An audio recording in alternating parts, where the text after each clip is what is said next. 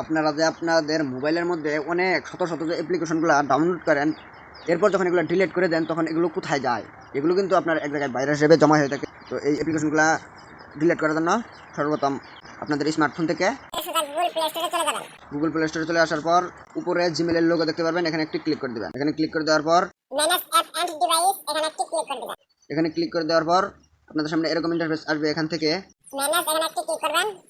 এখানে ক্লিক করে দেওয়ার পর আপনার মোবাইলে যতগুলো অ্যাপ বর্তমানে ইনস্টল করা আছে এইগুলো এখানে শো করবে।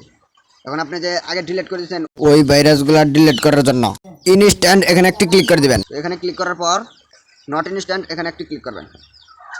এখানে ক্লিক করার পর আপনার যতগুলো অ্যাপ্লিকেশন আপনি ডাউনলোড করছেন এবং ডিলিট করে দিয়েছেন সবগুলো এখানে দেখাবে। তো এখান থেকে আপনারা প্রত্যেকটা টিক মার্ক দিয়ে সবগুলো ডিলিট করে দিবেন।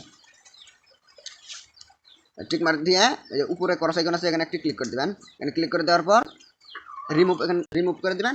এরপর আপনার মোবাইলে যতগুলো অ্যাপ্লিকেশন ভাইরাস হিসেবে ছিল ওই সবগুলো ডিলিট হয়ে যাবে।